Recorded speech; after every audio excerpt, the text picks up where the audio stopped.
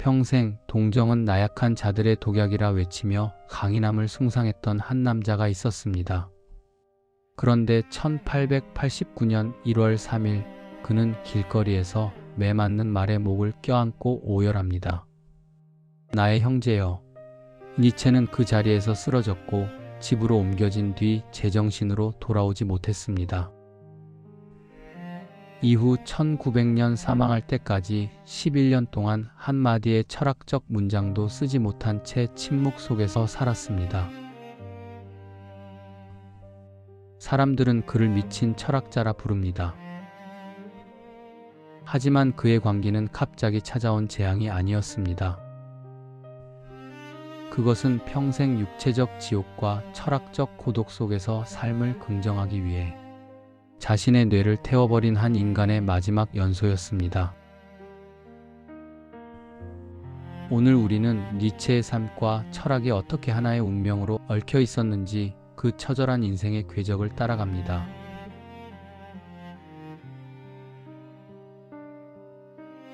젊은 니체에게는 두 명의 거대한 스승이 있었습니다. 철학자 쇼펜하우어와 음악의 신 바그너였죠. 하지만 니체는 이들을 스스로 살해해야만 했습니다. 쇼펜하우어는 삶은 고통이니 의지를 부정하고 도피하라고 가르쳤습니다. 하지만 니체는 반박했습니다. 고통으로부터 도망치는 것은 노예의 태도다. 주인이란 그 고통을 딛고 넘어서는 자다. 바그너와의 결별은 더 아팠습니다. 니체는 바그너가 독일 민족주의와 기독교적 구원에 경도되는 것을 보며 그가 대중의 입맛에 맞추는 노예 도덕의 대변인이 되었다고 판단했습니다. 니체는 안락한 교수직과 명성을 버리고 고독한 방랑자의 길을 택합니다. 이것은 단순한 취향의 차이가 아니라 타인에 반응하는 삶을 거부하고 나만의 가치를 세우려는 주인 도덕의 첫 번째 실천이었습니다.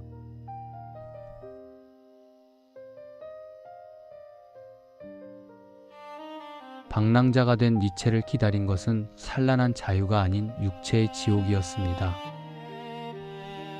그는 평생 뇌를 찌르는 편두통과 끝없는 구토, 시력 상실에 가까운 통증에 시달렸습니다. 1년 중 200일 이상을 어두운 방에서 신음하며 보내야 했죠. 대부분의 사람은 이 상황에서 세상을 원망하는 르상티망, 원한에 빠졌을 겁니다. 하지만 니체는 그렇게 하지 않았습니다. 고통으로부터 구원해달라고 신에게 기도하지도 않았고 자신의 운명을 저주하지도 않았습니다. 내가 아픈 것은 내가 약해서가 아니라 내 정신이 더 높은 곳으로 가기 위해 육체를 갈아엎고 있기 때문이다.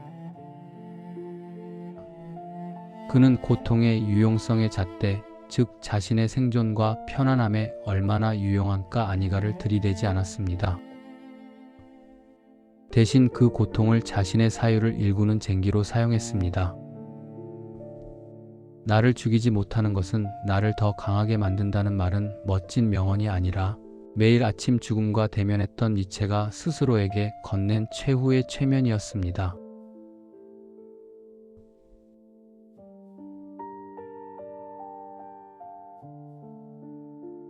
(1881년 8월) 스위스 실스 마리아. 니체는 알프스의 거대한 바위 곁에서 인생을 바꿀 영감을 만납니다. 그것은 영원회귀였습니다. 어느 날 갑자기 떠오른 환상이 아니었습니다. 고통 속에서도 삶을 사랑하고 싶었던 그의 논리가 도달한 종착역이었죠.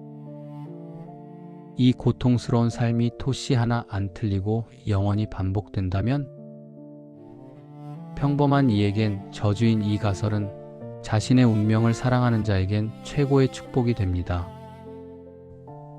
좋다, 다시 한번 이라고 외칠 수 있을 때 인간은 비로소 과거와 미래의 사슬에서 벗어난 초인이 된다는 논리였습니다. 니체는 이 무거운 사상을 가슴에 품고 인류의 낡은 도덕을 부술 망치를 준비합니다.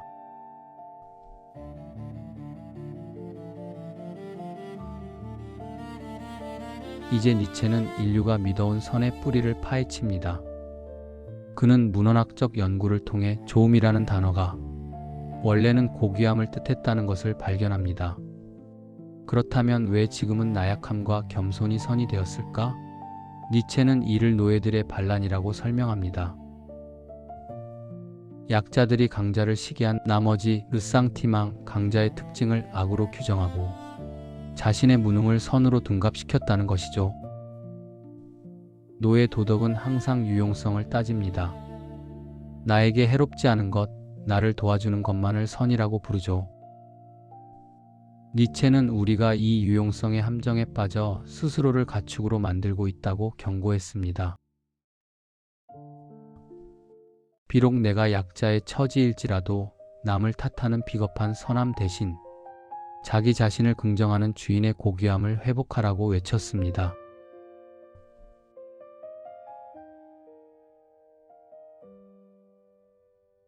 다시 1889년 토리노. 니체는 왜 말을 껴안았을까요? 니체는 자신의 철학에서 인간의 정신 단계를 무거운 짐을 지고 사막을 걷는 낙타에 비유했습니다. 그 광장에서 채찍을 맞으면서도 쓰러지지 못하고 짐을 끌던 말은 누구의 이해도 받지 못한 채 고독하게 사유의 짐을 끌어온 니체 자신의 거울이었습니다. 나의 형제여. 그 외침은 평생 강인함을 연기하며 억눌러왔던 인간 니체의 마지막 눈물이었습니다. 그는 망치로 세상을 부수려 했지만 결국 가장 비참한 생명의 고통 앞에 무너짐으로써 모든 생명은 연결되어 있다는 역설적인 사랑을 증명하고 이성의 끈을 놓아버렸습니다. 니체는 마지막 11년을 거대한 정적 속에서 보냈습니다. 하지만 그가 타버린 뇌로 써내려간 문장들은 현대인들에게 여전히 묻고 있습니다. 당신은 남들이 정한 유용성의 도덕 속에 안주하는 노예입니까? 아니면 고통스러운 운명조차 껴안고 춤추는 주인입니까? 두 졸스트 데어 베르덴 데어 두 비스트. 너는 내가 되어야 하는 바로 그 사람이 되어야 한다. 당신의 삶이라는 광장에서 오늘 당신은 무엇을 껴안으시겠습니까? 여러분들의 삶을 사랑하십시오. 그 어떤 고난도 여러분들을 무릎 꿇지 못하게 하십시오. 사랑합니다. 응원합니다. 3분 책 갈피였습니다.